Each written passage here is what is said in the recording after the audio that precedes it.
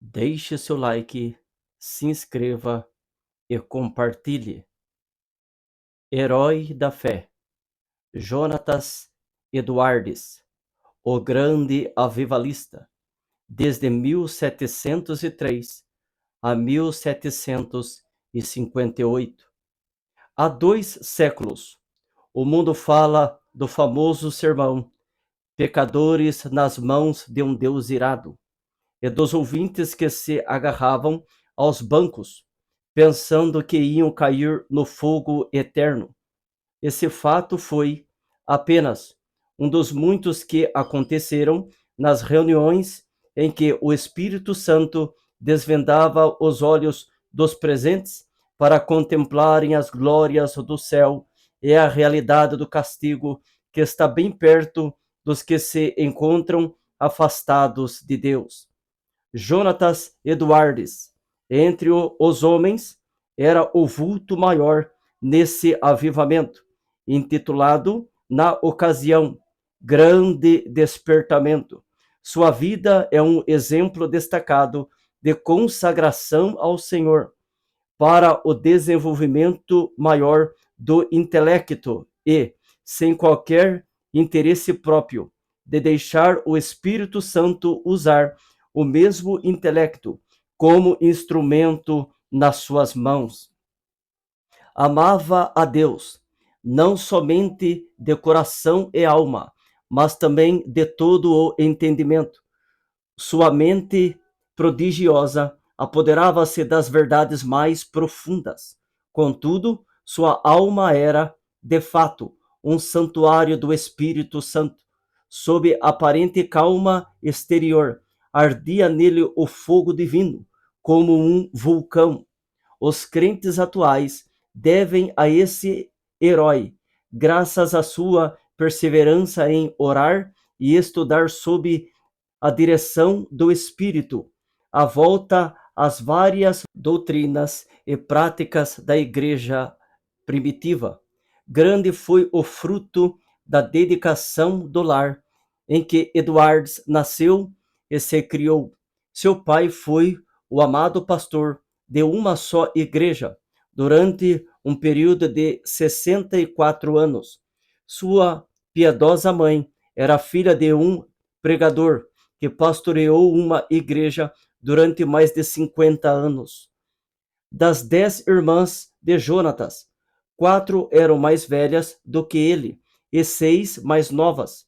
Muitas foram as orações que os pais ofereceram a Deus para que o único e amado filho fosse cheio do Espírito Santo e que se tornasse grande perante o Senhor.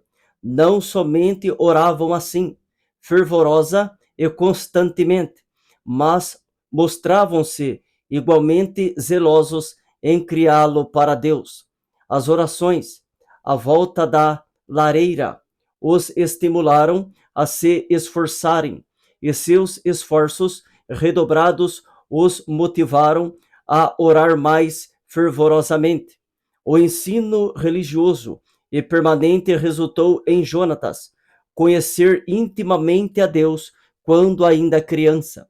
Quando Jonatas tinha 7 ou 8 anos, houve um despertamento na igreja de seu pai, e o menino acostumou-se a orar sozinho, 5 vezes, todos os dias, e a chamar outros da sua idade para orarem com ele.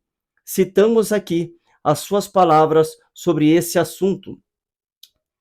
A primeira experiência de que me lembro, de sentir no íntimo a delícia de Deus e das coisas divinas, foi ao ler as palavras de 1 Timóteo, capítulo 1, verso 7. Ora, ao Rei dos séculos, imortal, invisível, ao único Deus, seja honra e glória para todo sempre. Amém. Sentia a presença de Deus até arder o coração e abrasar a alma de tal maneira que não sei descrevê-la. Gostava de passar o tempo olhando para a lua e de dia contemplar as nuvens e os céus. Passava muito tempo observando a glória de Deus revelada na natureza e cantando as minhas contemplações do Criador e Redentor. Antes me sentia demasiado assombrado ao ver os relâmpagos e ouvir o troar do trovão. Porém, mais tarde, eu me regozijava ao ouvir a majestosa e terrível voz de Deus na trovoada. Antes de completar 13 anos, iniciou seu curso em Yale College, onde, no segundo ano, leu atentamente ensaios sobre o entendimento humano, a famosa obra de Locke. Vê-se, nas suas próprias palavras, acerca dessa obra, o grande desenvolvimento intelectual do moço. Achei mais gozo nisso do que o mais ávido avarento em ajuntar grandes quantidades de ouro e prata, de tesouros recém-adquiridos. Edwards, antes de completar 17 anos, diplomou-se no Yale College com as maiores honras. Sempre estudava com esmero, mas também conseguia tempo para meditar na Bíblia diariamente. Depois de diplomar-se, continuou seus estudos em Yale durante 2 anos e foi então separado para o ministério. Foi nessa altura que seu biógrafo escreveu acerca de seu costume de dedicar certos dias para jejuar, orar e examinar-se a si mesmo. Acerca da sua consagração, com a idade de 20 anos, Edwards escreveu: dediquei-me solenemente a Deus e o fiz por escrito, entregando a mim mesmo e tudo o que me pertencia ao Senhor, para não ser mais meu em qualquer sentido, para não me comportar como quem tivesse direitos de forma alguma, travando assim uma batalha com o mundo, a carne e Satanás até o fim da vida. Alguém assim se referiu a Jonatas. Sua constante e solene comunhão com Deus em secreto fazia com que o rosto dele brilhasse perante o próximo, e sua aparência, semblante, palavras e todo o seu comportamento eram acompanhados de seriedade, gravidade e solenidade. Aos 24 anos, casou-se com Sarah Pierpont, filha de um pastor, e desse enlace nasceram, como na família do pai de Edwards, 11 filhos. Por ocasião do grande despertamento, ao lado de Jonatas Edwards, estava o nome de Sarah Edwards, sua fiel esposa e ajudadora em tudo, tal qual seu marido. Ela nos serve como exemplo de rara intelectualidade, profundamente estudiosa, inteiramente entregue ao serviço de Deus. Ela era conhecida por sua santa dedicação ao lar, pelo modo de criar seus filhos e pela economia que praticava, movida pelas palavras de Cristo, para que nada se perca. Mas antes de tudo, tanto ela como seu marido eram conhecidos por suas experiências com a oração. Faz-se menção destacada de um período de 3 anos, especialmente durante o qual, apesar de gozar de perfeita saúde, ficava repetidas vezes sem forças por causa das revelações do céu. A sua vida inteira foi de intenso gozo do Senhor. Jonatas Edwards costumava passar 13 horas todos os dias estudando e orando. Sua esposa também o acompanhava na oração diariamente. Depois da última refeição, ele deixava toda a lida a fim de passar 1 hora com a família. Mas que doutrinas a igreja havia esquecido e que Edwards começou a ensinar e a observar de novo, com manifestações tão sublimes. Basta uma leitura superficial para descobrir que a doutrina a qual deu mais ênfase foi a do novo nascimento, apresentando-a como uma experiência certa e definida, em contraste com a ideia da Igreja Romana e de várias denominações. O evento que marcou o começo do grande despertamento foi uma série de sermões feitos por Edwards sobre a doutrina da justificação pela fé, que fez os ouvintes sentirem as verdades das Escrituras. O foco de seus sermões era de que toda boca ficará fechada no dia do juízo, e que não há coisa alguma que, por um momento, evite que o pecador caia no inferno, senão o bel prazer de Deus. É impossível avaliar o grau do poder de Deus derramado para despertar milhares de almas para a salvação, sem primeiro nos lembrarmos das condições das igrejas da Nova Inglaterra e do mundo inteiro nessa época. Quem, até hoje, não se admira do heroísmo dos puritanos que colonizaram as florestas da Nova Inglaterra? Passara, porém, essa glória, e a igreja, indiferente e cheia de pecado, encontrava-se face ao maior desastre. Parecia que Deus não queria abençoar a obra dos puritanos, obra que existiu unicamente para sua glória. Por isso, no mesmo grau em que havia coragem e ardor entre os pioneiros, houve entre seus filhos perplexidade e confusão. Se não pudessem alcançar de novo a espiritualidade, só lhes restava esperar o juízo dos céus. O famoso sermão de Edwards, Pecadores nas mãos de um Deus irado, merece menção especial. O povo, ao entrar para o culto, mostrava um espírito leviano e mesmo de desrespeito diante dos 5 pregadores que estavam presentes. Jonatas Edwards foi escolhido para pregar. Era homem de 2 metros de altura. Seu rosto tinha aspecto quase feminino e o corpo magro de jejuar e orar, sem quaisquer gestos, encostado num braço sobre a tribuna, segurando o manuscrito na outra mão. Falava com voz monótona. Discursou sobre o texto de Deuteronômio 32, verso 35, ao tempo em que resvalar o seu pé.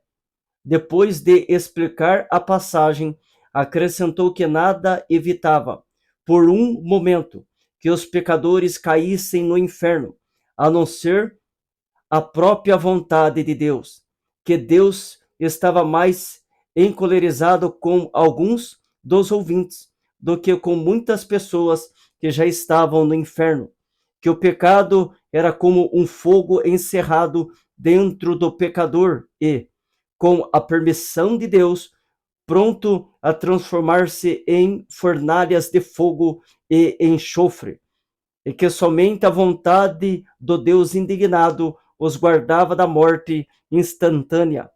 Prosseguiu, então, aplicando o texto ao auditório. Aí está o inferno, com a boca aberta. Não existe coisa alguma sobre a qual vos possais firmar e segurar. Entre vós e o inferno existe apenas a atmosfera. Há atualmente nuvens negras da ira de Deus pairando sobre as vossas cabeças, predizendo tempestades espantosas, com grandes trovões. Se não existisse a vontade soberana de Deus, que é a única coisa para evitar o ímpeto do vento até agora, seríeis destruídos e vos tornaríeis como a palha da eira. O Deus que vos segura na mão sobre o abismo do inferno, mais ou menos como o homem segura uma aranha ou outro inseto nojento sobre o fogo durante um momento, para deixá-lo cair depois. Está sendo provocado em extremo.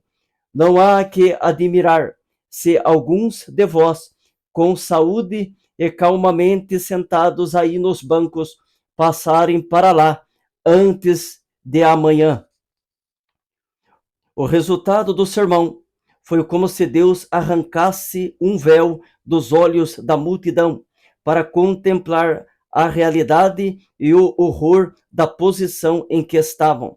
Nessa altura, o sermão foi interrompido pelos gemidos dos homens e os gritos das mulheres. Quase todos ficaram de pé ou caídos no chão. Foi como se um furacão soprasse e destruísse uma floresta. Durante a noite inteira, a cidade de Enfield ficou como uma fortaleza sitiada. Ouvia-se em quase todas as casas o clamor das almas que, até aquela hora, confiavam na sua própria justiça. Esperavam que, a qualquer momento, o Cristo descesse dos céus com os anjos e apóstolos ao lado, e que os túmulos entregassem os mortos que neles havia. Tais vitórias contra o reino das trevas foram ganhas de joelhos. Edwards não abandonara nem deixara de gozar os privilégios das orações, costume que vinha desde a meninice. Continuou a frequentar também os lugares solitários da floresta, onde podia ter comunhão com Deus. Como exemplo, citamos a sua experiência com a idade de 34 anos, quando entrou na floresta a cavalo. Lá, prostrado em terra, foi-lhe concedido ter uma visão tão preciosa da graça, amor e humilhação de Cristo como mediador, que passou uma hora vencido por uma torrente de lágrimas e pranto. Como era de esperar, o maligno tentou anular a obra gloriosa do Espírito Santo no grande despertamento, atribuindo tudo ao fanatismo. Em sua defesa, Edwards escreveu: Deus, conforme as Escrituras, faz coisas extraordinárias. Há motivos para crer, pelas profecias da Bíblia, que sua obra mais maravilhosa seria feita nas últimas épocas do mundo. Nada se pode opor às manifestações físicas, como as lágrimas, gemidos, gritos, convulsões, falta de forças. De fato, é natural esperar, aos nos lembrarmos da relação entre o corpo e o espírito, que tais coisas aconteçam.